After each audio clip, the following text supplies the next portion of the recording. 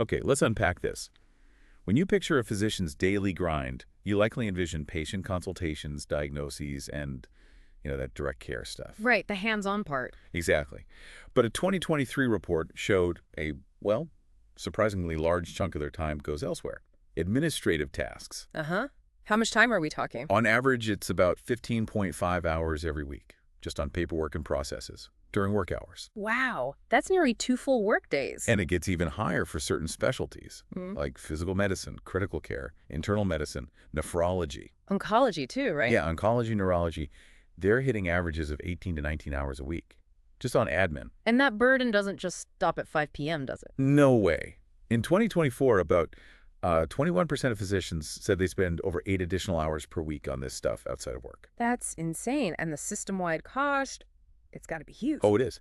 Think back to 2019. Admin expenses were somewhere between 15 and 25% of the total $3.8 trillion national healthcare spend. So what's that, like $600 billion? Up to $1 trillion. Yep. A jaw-dropping amount, mostly driven by things like billing, coding, physician admin itself, and, dealing with insurance. So that's the core problem we're digging into today, right? This massive administrative weight on doctors. Exactly. And the consequences are pretty wide-ranging. I mean, think about burnout. As of February 2024, 93% of physicians reported regular burnout. 93%, that's almost everyone. And 62% pointed the finger directly at the administrative burden. It's not just feeling tired either. It must impact patient visits. For sure. Doctors are trying to listen, connect, and document simultaneously. Billing, insurance, coordinating care. It's just cognitive overload. Yeah, you can't possibly give your full attention to the patient and the computer screen at the same time. And this burnout has real economic consequences, too. Absolutely. Yeah. There was a 2019 study estimated that physician turnover from burnout costs the U.S. system about $4.6 billion a year. Billion with a B. And recruiting a replacement. Can be incredibly expensive. A 2021 report suggested maybe up to $1 million to replace just one physician. Wow. Plus, the risk of medical errors goes up when doctors are stretched so thin. Which is obviously the most serious consequence.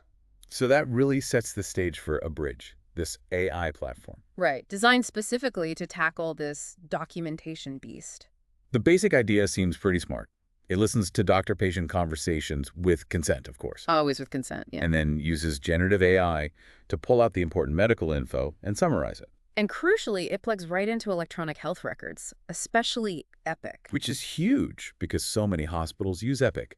And the time savings they reported for 2023, about 2 hours a day per provider. That's significant. 2 hours back in their day. So, yeah, our mission here is to really understand Abridge. How does it work? What's the impact? Where did it come from? How does it stack up? Basically give you a clear picture of this potential solution to a really big healthcare headache. Okay, so let's start at the beginning, the origin story. Abridge was founded when? 2018. By Shivdev Rao, who's still the CEO, Florian Metze, and Sandeep Konam.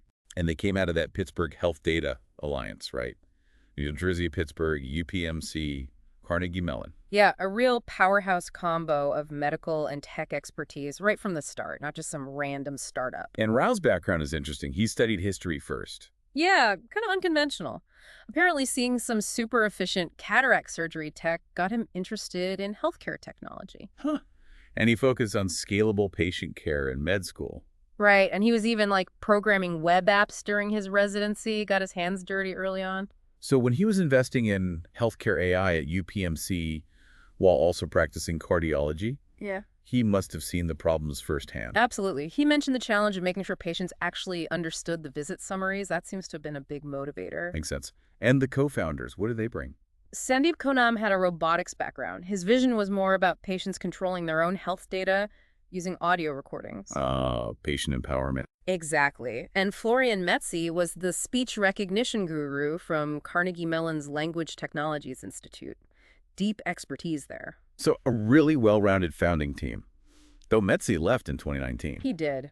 But Rao stayed CEO, Konam's still involved, and they've brought in other key people, Julia Chow as COO, Tina Shaw as Chief Clinical Officer. Zachary Lipton, CTO, CSO, Brian Wilson, Chief Commercial Officer. Yeah. Looks like they've built out a strong leadership team with diverse experience. Definitely. Okay, so with that foundation, let's get into the product itself. How does Abridge actually work? So core function, capture and transcribe a conversation.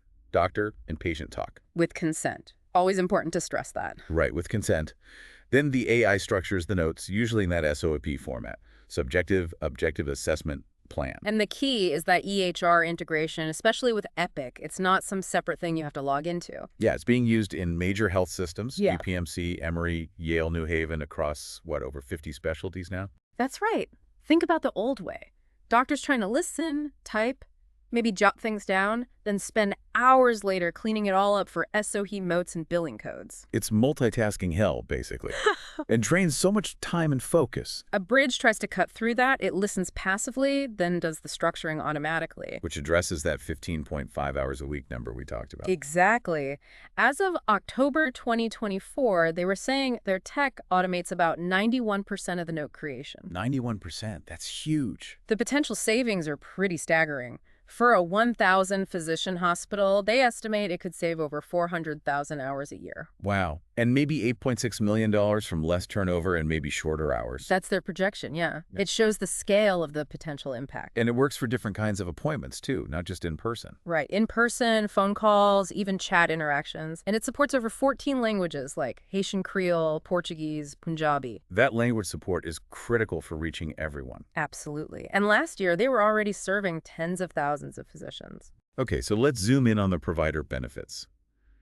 How does it feel for the doctor using it? Seems pretty straightforward. They just hit start and stop on their device, phone, or tablet. And then the AI does the filtering. It knows what's medically relevant versus just chit-chat. Yeah, it's trained to pick out the symptoms, recommendations, diagnoses, that kind of stuff, and leave out the small talk that builds rapport but isn't needed for the note. So it presents it back in that ASOAP format, letting the doctor actually focus on the person in front of them. Exactly. Less juggling, more presence. I read some provider feedback saying note fidelity improved a lot. Like even as they documented later, the details were all captured accurately. Right, because the recording is the source of truth. You don't lose those nuances. And that linked evidence feature sounds useful.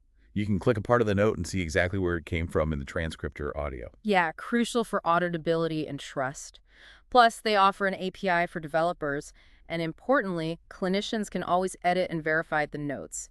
It's not taking over, it's assisting. Tailoring it to their own style. Yeah, precisely. And that stat, over 90% of providers kept using it during care as of mid-2023, that says a lot about acceptance. Definitely. Okay, what about the other side of the coin? The patient benefits. This is really interesting. Patients get access to transcribed summaries, medication confirmations. And they can share them securely with family or caregivers. Yes, which is huge for remembering complex information. And that patient visit summary, the PVS feature from April 2024. Tell me more about that. So it generates summaries in real time, written at an 8th grade reading level. Very accessible. Includes the transcript and audio clips, too. Yep. It directly tackles that huge problem of patients forgetting, 40 to 80% of what's said in an appointment? And half of what they do remember might be wrong. Exactly. So this PVS gives them a clear record, including the care plan and instructions, boosting health literacy. I saw a patient testimonial about it, clearing up a misunderstanding they had. That kind of thing is invaluable. Totally. Plus, it automatically bookmarks complex medical terms and gives definitions. Oh, that's smart. Simple but effective for empowering patients. And think about patients with limited English proficiency, about 8% of Americans. The language options and simplified notes can make a massive difference. Absolutely. Okay, let's peek under the hood. What's the tech powering all this?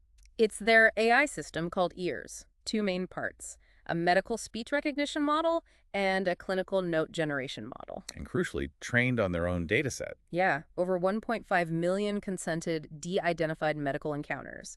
That specificity is key for accuracy in medical conversations. So speech to text first, with timestamps and speaker labels. Right. Then the note generation model makes the summaries and flags key terms. And they claim their speech recognition is better than some big names. They've published data showing it outperforms Google Medical Conversations and OpenAI's Whisper v3.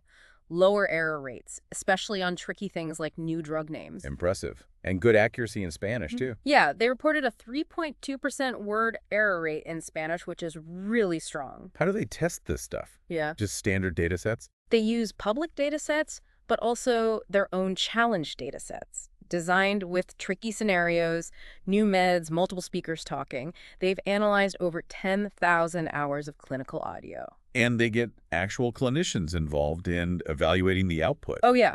Blinded head-to-head trials where clinicians read the notes for accuracy and relevance. That feedback directly improves the AI. And it's constantly learning, even from the edits doctors make. Exactly. They monitor performance and push updates weekly based on that passive feedback. It's a continuous improvement loop. And it shows in the user experience, doctors only spend about 20 seconds editing, on average. Suggests the AI is getting it right most of the time. And of course, they emphasize the privacy side. De-identified data, IPA compliance, U.S. data centers, strong encryption, table stakes in healthcare. Definitely. Okay, shifting gears a bit. Market positioning, who are they targeting? Primarily U.S. healthcare, big focus on large health systems. But they're also looking at nurses, telemedicine providers. And the decision makers are usually the CMIOs, CIOs. Typically, yeah. And those positive KLAS research evaluations mentioning reduced burnout, better note closure, smoother workflows, happy patients, that's gotta help seal the deal. The market itself is huge, right? Medical transcription software, AI, and healthcare. Massive. U.S. transcription software was over $760 million in 2023. Global AI healthcare was nearly $20 billion, growing super fast. And they could even eye the medical coding market down the line. And focusing on just the top 10 U.S. health systems gives them access to, what, like 20% of all hospitals? Huge potential there. Plus, with burnout being a global issue, Europe seems like a logical next step eventually. So who are they actually competing against in this space? KLAS pointed to Nuance, now Microsoft, as the main competitor in 2024. The dragon folk. Exactly. Their Abridge inside Epic integration is a big plus for Abridge, but EHRs building their own AI tools is a growing challenge too. Right. So Nuance Microsoft. They've been around forever. Deep Epic integration. Using GPT-4 now in their rebranded DAX product. Yeah, Dragon Copilot. They claim it improves documentation quality significantly. Plus virtual assistant stuff, templates. Probably better for heavy Microsoft shops, maybe pricier. Okay, who else? Augmetics. Augmetics, founded 2012, went public, acquired by Commure. They offer different levels of AI integration like Go, Assist, Live, even have a version for noisy ERs. Seems like they're going for a broader, all-in-one platform feel. Gotcha. And Ambience. Ambience Healthcare, newer, founded 2020. They also offer a wider ecosystem, ambient scribe, coding help, summaries, referrals, pre-charting. Raised a lot of money, too. More of a direct competitor on the comprehensive solution front. Then there's Suki, AI assistant, dictation, ambient notes, coding, even answers medical questions. Right. More features, but again, likely more expensive than Abridge. Keep Scribe. Similar name, similar function. Pretty much. AI Scribe for different specialties, coding compliance tool, note customization, that linked evidence feature like Abridge. Key difference might be Abridge using its own proprietary AI models versus Deep Scribe integrating things like GPT-4. Interesting distinction. And finally, Nabla. Nabla. Also founded 2018, ambient AI, pre-charting notes, EHR integration, coding, summaries. Broad focus on admin tasks again. They tend to use fine-tuned open-source models, unlike Abridge's proprietary approach. So yeah, definitely a busy space. Lots of players trying different angles. Absolutely. Okay, so how does Abridge make money? What's the business model look like? The starting price per user is around $199 a month as of early 2025. And KLAS found that affordability is often a selling point for them.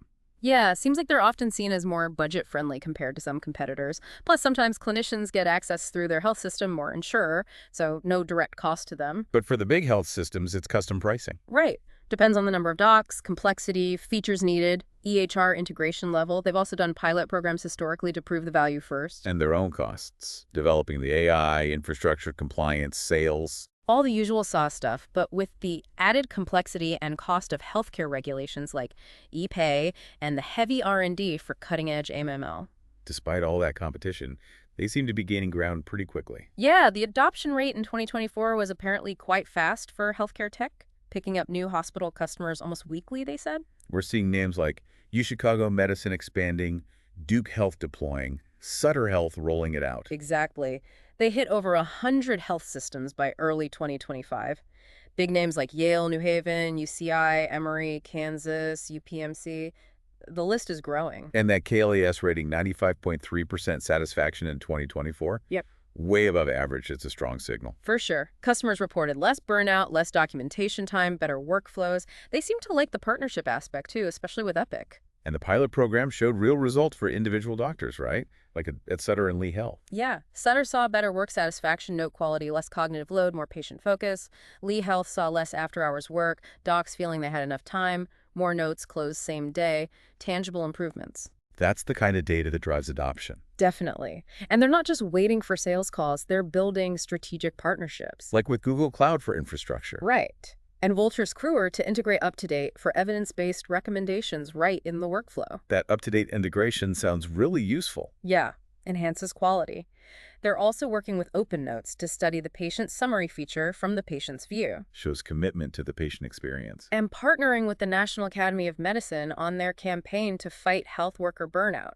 Puts them right in that conversation nationally. All this momentum and positive feedback translates into valuation, I assume. Oh, yeah.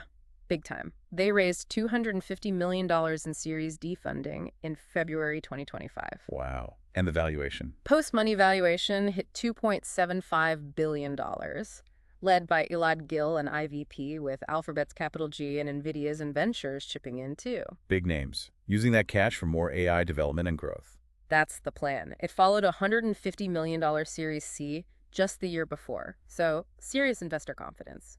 Okay. Looking ahead, what are the big opportunities for Abridge? Where can they grow? Well, one area is definitely deeper clinical decision support. We talked about patients forgetting things. Over half the time, yeah. So imagine Abridge offering reminders, maybe dedicated patient resource sections, even AI-generated personalized plans for diet or exercise. Using patient data to tailor recommendations.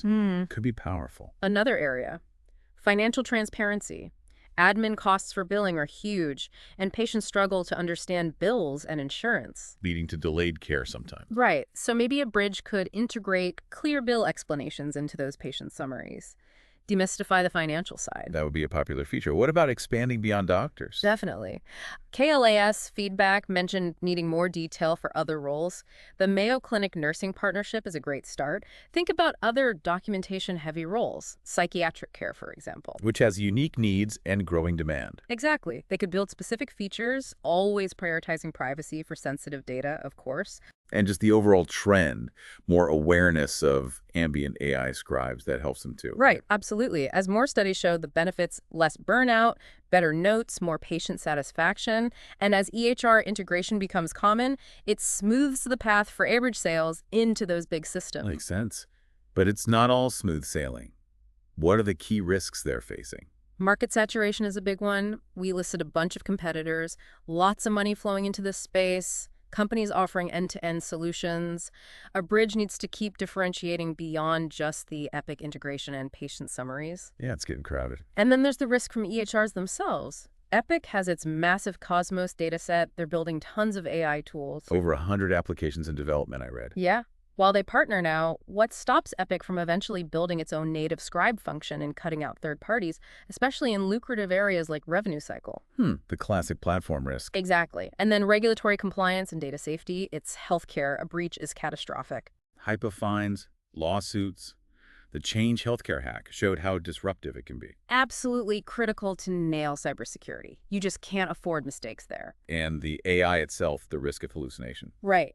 LLMs can just make stuff up sometimes. Even advanced models have issues with unsupported statements. And in healthcare, misinformation can lead to misdiagnosis, wrong treatments, serious consequences. Abridge has safeguards provider review, listening back to audio, but it's an inherent risk with AI-generated content that needs constant vigilance and mitigation. So wrapping this up then, Abridge is tackling a huge problem, physician admin burden, with a pretty slick AI platform. Yeah, clear benefits for doctors and patients, strong traction, big funding. But operating in a super competitive market, facing risks from EHR giants, and needing to constantly manage data security and AI accuracy. It's a high-stakes game, Yeah. but the potential payoff for Abridge and for healthcare is enormous. So for you listening, Abridge really represents this potential shift, a way to maybe free up doctor time, get more accurate records, help patients understand better, make healthcare a bit more efficient and human-centered. That's the promise, anyway.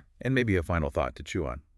As AI keeps weaving itself into healthcare, how do we maintain that balance, between the efficiency AI offers and that crucial, irreplaceable human connection between a patient and their doctor? Yeah, where does a platform like Abridge fit in shaping that future? How does it change the actual practice of medicine long term?